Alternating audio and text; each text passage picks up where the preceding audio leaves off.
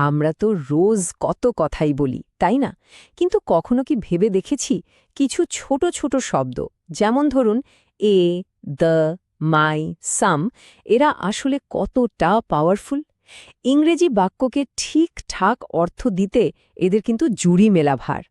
তো চলুন আজ এই ছোট্ট কিন্তু শক্তিশালী শব্দগুলোর পেছনের লুকানো নিয়মগুলোই জেনে নেওয়া যাক, মানে ডিটারমিনারের কথা বলছি। আচ্ছা, শুরুই করা যাক একটা ছোট্ট প্রশ্ন দিয়ে। পরের স্লাইডে যে বাক্যটা আসছে ওটা শুনতে একটু অন্যরকম লাগতে পারে। বলতে হবে ওখানে ঠিক কী জিনিসটা নেই। এই যে বাক্যটা, I live in small house, দেখুন মানেটা কিন্তু আমরা ঠিকই বুঝতে পারছি, কিন্তু কানে শুনতে কেমন একটা খটকা লাগছে, তাই না?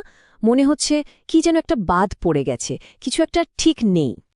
আসলে ব্যাপারটা হলো, ইংরেজিতে নাউন বা বিশেষ্যগুলো একা একা ঠিকঠাক কাজ করতে পারে না। ওদের একজন ম্যানেজার দরকার হয়। ওই ম্যানেজার ছাড়া বাক্যটা কেমন যেন অসম্পূর্ণ থেকে যায়। আর এই ম্যানেজারের নামটাই হলো ডিটারমিনার। ঠিক ধরেছেন, এই ছোট ছোট শব্দগুলোই আগের ওই ধাঁধার সমাধান। এরা হলো নাউনের বেস্ট ফ্রেন্ড, যাকে ছাড়া নাউনগুলো ঠিকমতো কাজই করতে পারে না। তাহলে আর দেরি কেন, চলুন এবার একটু ভালো করে জেনে নেওয়া যাক এই ডিটারমিনার জিনিসটা আসলে কি আর এটা কিভাবে কাজ করে। খুব সহজ করে বললে, ডিটারমিনার হচ্ছে সেই শব্দ যেটা একটা নাউনের ঠিক আগে বসে নাউনটাকে একটু নির্দিষ্ট করে দেয়।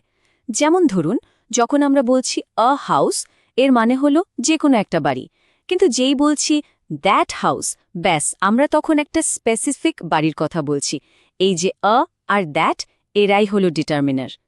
অনেকেই কিন্তু ডিটারমিনার আর অ্যাডজেক্টিভের মধ্যে গণ্ডগোল করে ফেলেন। পার্থক্যটা কিন্তু খুব সোজা। অ্যাডজেক্টিভ একটা নাউনকে বর্ণনা করে, যেমন আ ব্লু কার, এখানে ব্লু শব্দটা গাড়িটার রং বলছে, কিন্তু ডিটারমিনার নাউনটাকে নির্দিষ্ট করে, যেমন দ্যাট কার মানে ওই গাড়িটা।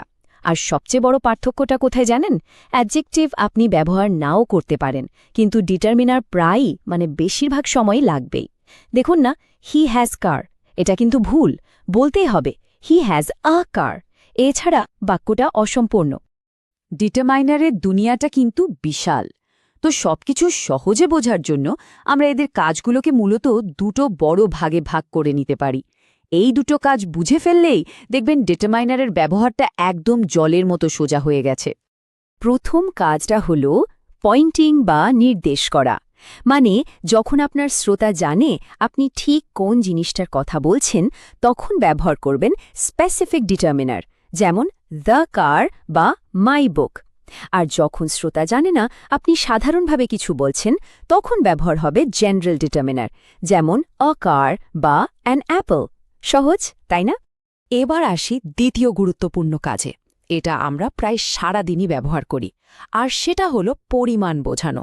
মানে কোনো জিনিস ঠিক কতটা আছে সেটাও কিন্তু ডিটারমিনারই বলে দেয়। এই স্লাইডটা কিন্তু দারুণ একটা জিনিস দেখাচ্ছে।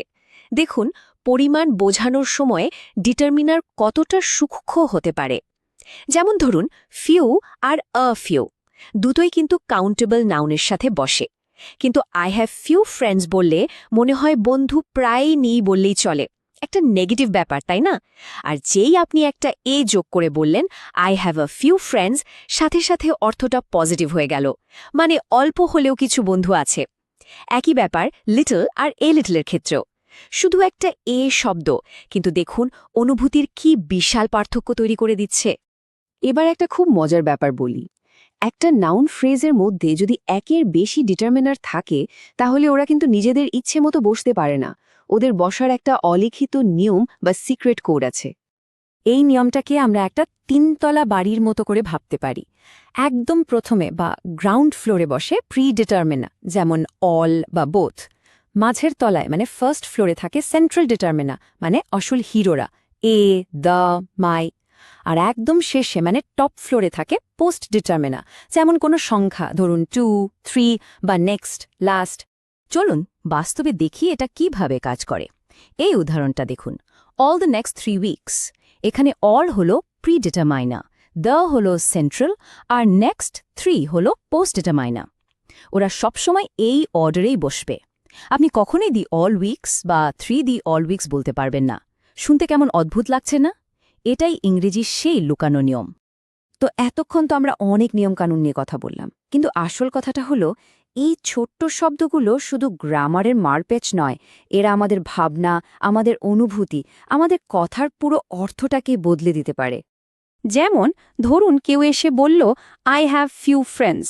এই ফিউ শব্দটা শোনার সাথে সাথেই মনে হচ্ছে, আরে মানুষটা তো খুব একা, তার বন্ধুর সংখ্যা একদমই কম, একটা মন খারাপ করা ব্যাপার। কিন্তু ওই একই লোক যদি শুধু একটা এ যোগ করে বলে I have a few friends, দেখুন সাথে সাথে পুরো ছবিটাই পাল্টে গেল। এখন মনে হচ্ছে হ্যাঁ তার কিছু বন্ধু আছে এবং সে এতেই খুশি। পার্থক্যটা কোথায়? শুধু একটা ছোট্ট শব্দে, কিন্তু অনুভূতির দিক থেকে আকাশ পাতাল তফাত। এখান থেকেই বোঝা যায় ডিটারমিনার শুধু ব্যাকরণ নয়, এরা আমাদের কথার মধ্যে আবেগ আর গভীরতা নিয়ে আসে।